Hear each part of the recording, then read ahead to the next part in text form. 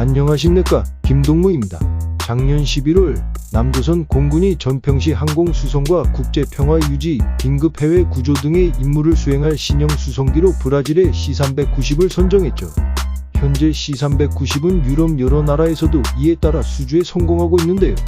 전 세계 수송기 시장에 조금씩 발판을 넓혀가고 있는 C-390에 대해서 들여다보기 전에 구독, 좋아요, 알림 설정 부탁드립니다. 제발 부탁드립니다. 남조선에 수송기를 도입하는 수송기 2차 사업이 진행되었는데요. 원래는 C-130J, A-400M, C-390 세 기종의 경합을 펼쳤습니다. 그런데 사실 A-400M은 덩치가 다른 경쟁 기종들에 비해서 굉장히 큰 편이기 때문에 가격 자체도 맞지 않아서 탈락이 되었고, 자연스럽게 남은 두 기종인 C-130J, C-390이 경합을 펼쳤는데요. 도입 대수가 세대로 전체 규모가 상당히 적죠.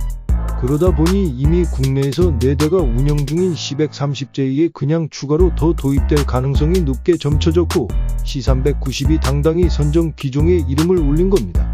브라질의 C-390은 가격뿐 아니라 기술, 협력, 성능 등의 면에서 C-130J를 다 능가해서 선정이 된 것으로 알려졌습니다. C-390 밀레니엄 2019년부터 브라질 공군의 실전 배치가 시작된 생생한 신형 중의 하나입니다.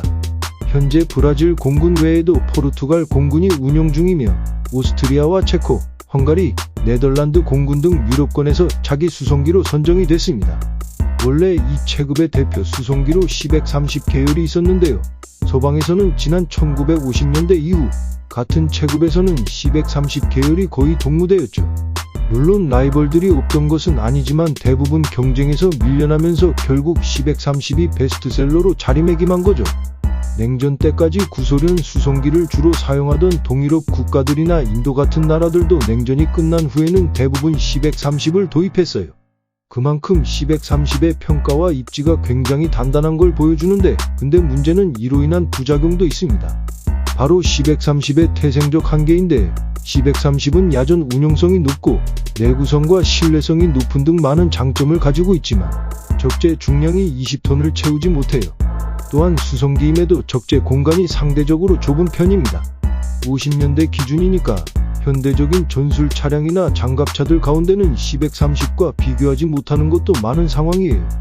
미 육군이 21세기의 스트라이커라든가 하이마스 같은 걸 개발할 당시에도 C-130의 탑재가 가능한지 그걸 기준으로 무게와 부피를 적용했는데, 그러다 보니까 하이마스 같은 경우 발사관이 6연장으로 제한되기도 했고요.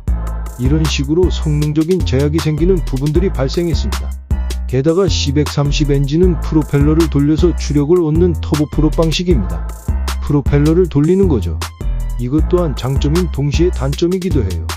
야전 운용성이 연비면에서는 유리한 편인데 반면에 속도나 추력 등에는 한계가 존재하거든요. 그렇기 때문에 21세기에는 포스트 C-130을 노리는 기체들이 조금씩 나오기 시작했는데, 그중 가장 두각을 드러내기 시작하고 있는 게 바로 C-390입니다. C-390은 일단 적재 중량이 26톤으로 C-130보다 늘어났고, 또 기내 적재 공간의 면적도 좀 더 늘어났기 때문에 C-130과 비교하면 상대적으로 공간의 제약이 덜한 편입니다. 즉, C-130에서 무게 때문에 아슬아슬하게 탑재가 불가능했던 것들이 C-390에는 탑재가 다 되는 거죠. 특히 터보팬 엔진의 채택 때문에 최대 속도가 988km, 순항 속도 역시 시속 870km, 최고 속도 671km인 C-130J를 아주 확실하게 앞서고 있는 상황인데요. 비행거리 역시 C-130J와 비교하면 더 명확합니다. C-130J 같은 경우는 화물 14톤을 적재할 경우에 3,600km 정도를 갈 수 있는데, 같은 무게를 적재한 C-390은 약 5,000km가량 이동이 가능합니다. 즉, C-390이 있다면 2011년 남조선이 성공리에 진행한 아프가니스탄 미라클 작전 때 중간 기차가 없이도 곧바로 현지까지 갈 수 있었습니다.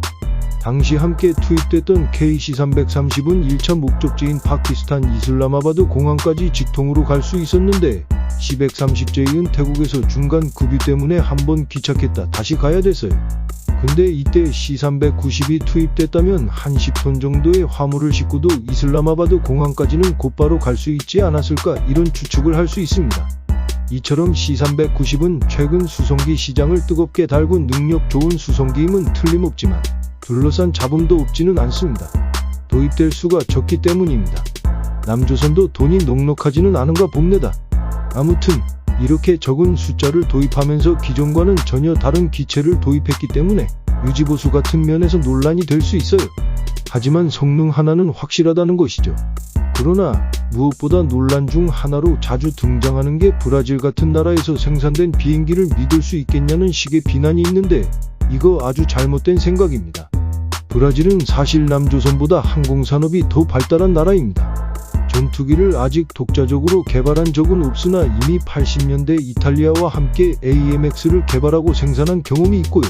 또 터보프로 훈련기 경공격기 베스트셀러 중 하나인 슈퍼 투카노를 개발해서 양산하는 등 군용기 분야에서도 남조선보다 더 오랜 경험을 가진 국가입니다.